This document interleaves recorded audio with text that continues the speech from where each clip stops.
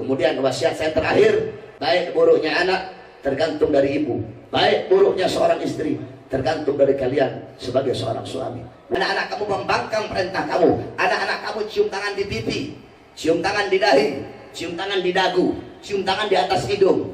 Padahal harusnya anak itu cium tangan di lubang hidung. Di lubang, bukan cuma ditempel, dihirup. Itu yang diajarkan Nabi. Assalamualaikum warahmatullahi wabarakatuh. Bismillah wassalatu wassalamu ala rasulillah Muhammad ibn Abdullah wa ala alihi wa sahbihi wa man walah wa ba'd.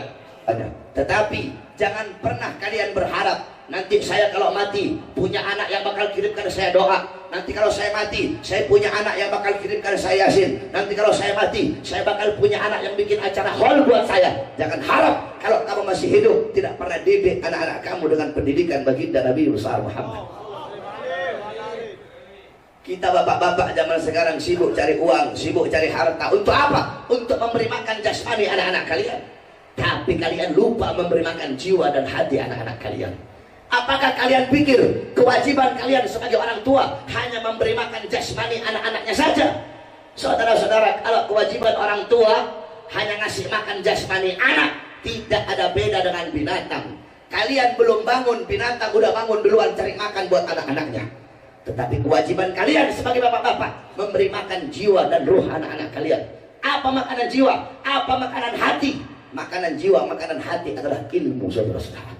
Hati 3 hari tidak kena ilmu, itu hati menjadi mati. Maka tanyakan kepada diri kalian, tanyakan kepada diri kita, berapa lama kita menjadi sebab hati anak-anak kita mati. Jangan heran kenapa anak-anak kamu melotot di hadapan kamu, anak-anak kamu membangkang perintah kamu, anak-anak kamu cium tangan di pipi, cium tangan di dahi, cium tangan di dagu, cium tangan di atas hidung. Padahal harusnya anak itu cium tangan di lubang hidung. Di lubang, bukan cuma ditempel, dihirup.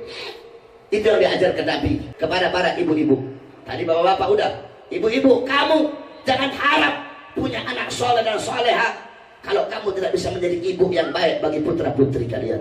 Seorang ibu adalah madrasatul ula, pendidik pertama, madrasah pertama, muallimah, muaddibah, mudarrisah, pendidik, pengajar pertama bagi seorang anak adalah ibunya. Baik buruknya anak tergantung dari ibu. Makanya Allah umpamakan, Allah gambarkan seorang perempuan dalam Al-Quran sebagai harsul lakum. Wanita kalian adalah ladang bagi kalian. Baik buruknya anak tergantung dari ibu. Kita laki-laki bercocok tanam. Kita yang bercocok tanam, ladangnya istri-istri kita. Kalau kita bercocok tanam di ladang yang baik, hasilnya pasti baik. Tapi kalau kita bercocok tanam di ladang yang rusak, ladang yang kering kerontang, maka hasilnya pun bakal rusak. Satu contoh, Syekh Yasin Al-Fadani. Beliau Al-Hafidh, hafal ratusan ribu bahkan jutaan hadis beserta sanad-sanadnya. Diberi gelar Imam Suyuti fi zamani, Imam Suyuti pada zamannya. Tapi tidak ada satupun anak-anak beliau yang menggantikan beliau menjadi ahli hadis. Semua anaknya jadi pengusaha, semua anaknya dagang. Kenapa? Karena istri beliau bukan seorang alimah, karena istri beliau pengusaha. Akhirnya apa? Semua anak-anaknya jadi pengusaha. Oleh karenanya, jadilah kalian pendidik yang baik bagi putra-putri kalian. Saudara-saudara, Wali Songo datang bawa Islam, Habaib datang bawa Islam ke Indonesia. Mereka berasal dari tanah tandus, yaitu Hadramut. Hadramut walaupun gersang, walaupun panas, tetapi melahirkan ulama, melahirkan aulia, melahirkan fuqaha. Kenapa? Itu tidak terlepas dari kepribadian ibu-ibu, wanita-wanita yang ada di sana. Kamu mau tahu bagaimana perempuan yang ada di sana? Al-Habib Ahmad bin Hasan Al-Attas, beliau menceritakan, dulu aku pernah menemukan catatan tangan seorang wanita dari kabilah Al-Amudi. Ini wanita menulis dengan tangannya syarah kitab Minhaj Al-Imam An-Nawawi. Di akhir tulisan dia memberikan taklik, memberikan komentar. Tolong dikasih uzur kalau ada kata-kata yang salah. Kenapa? Karena aku menulis ini kitab, aku menulis ini kitab dalam keadaan menyusui anak-anakku. Perempuan di Hadramut nyusuin anak sambil bikin kitab, nyusuin anak sambil bikin kitab. Nggak heran anak-anaknya besar hafal kitab. Nggak heran Habib Abdullah bin Ali Al-Haddad umur 3 tahun kena penyakit cacar menyebabkan buta, tapi umur 7 tahun hafal Quran. Umur 9 tahun hafal kutubus sittah, Bukhari, Muslim, Sunan Abi Dawud, Tirmidzi, Ibnu Majah, Nasa'i.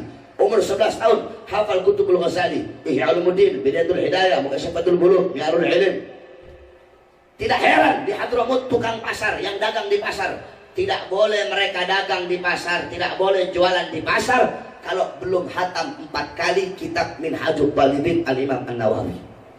Jadi yang dagang di pasar itu udah hatam 4 kali kitab Minhaj Al-Imam An-Nawawi. Kenapa? Itu tidak terlepas dari kepribadian wanita yang ada di sana. Al-Habib Ali bin Muhammad Al-Habsyi, Sahibul Maulid yang tadi kita baca maulidnya. Beliau mendapatkan magam kewalian Ra'an Nabi Yaqdatan, melihat Nabi Muhammad dalam keadaan terjaga. Beliau dapatkan magam tersebut di umur 10 tahun. Kenapa? Tidak terlepas dari pendidikan ibu beliau, Syarifah Alwiyah Al-Jufri. Al-Syekh Ibrahim Al-Madbuli, beliau datang ke uminya. Umi, Ibrahim habis mimpi ketemu Nabi. Apa kata uminya? Ya Ibrahim, kalau cuma mimpi ketemu Nabi, anak perempuan itu. Kalau udah ketemu langsung dengan Nabi, itu baru anak laki-laki. Lihat seperti itu wanita-wanita di sana mendidik anak-anaknya. Baik buruknya anak tergantung kalian sebagai seorang istri, sebagai seorang ibu. Nah, baik buruknya kalian sebagai istri tergantung dari kalian sebagai seorang suami. Kamu sebagai suami jangan ngarep saya pengen punya istri seperti Sayyidatuna Khadijah, seperti Sayyidatuna Aisyah, seperti Sayyidatuna Asma binti Abi Bakar. Jangan harap kamu pengen punya istri seperti Sayyidatuna Khadijah, Sayyidatuna Aisyah kalau kamu tidak bisa menjadi sosok Nabi Muhammad. Jangan harap saya pengen punya istri seperti Sayyidatuna Fatimah kalau kamu tidak bisa menjadi sosok Sayyidina Ali bin Abi Thalib. Saya pengen punya istri seperti Sayyidatuna Asma binti Abi Bakar. Jangan harap kalau kamu tidak bisa menjadi sosok Zubair ibn Awwam. Pengen punya istri seperti Sayyidah Khadijah, kelakuan ente kayak Fir'aun. Pengen punya istri seperti Sayyidah Aisyah, seperti Sayyidah Fatimah, kelakuan ente kayak iblis, kayak setan. Bagaimana? Baik buruknya anak tergantung dari ibu, baik buruknya seorang istri tergantung dari kalian sebagai seorang suami. Mudah-mudahan kita doakan dalam acara haul pada malam hari ini, sahibul haul kedua almarhum dan almarhumah, mudah-mudahan Allah subhanahu wa ta'ala rahmati beliau dalam kuburnya. Allah ampuni segala dosa-dosanya. Allah bangkitkan dalam keadaan baik. Allah selamatkan di yaumul mizan, di yaumul hisab.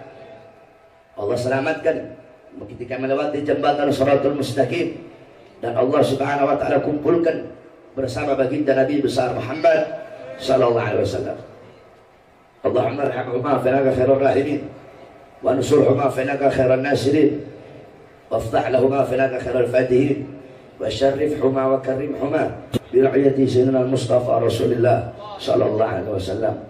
اللهم إنا نسألك خير الأسئلة وخير الدعاء وخير النجاة وخير الأعمال وخير الحياة وخير الممات، وثبت وثقل موازانا وحقق إيمانا وأنت مولانا فانصرنا من الكافرين. وصلى الله على سيدنا محمد وعلى آله وصحبه وبارك وسلم. الحمد لله رب العالمين.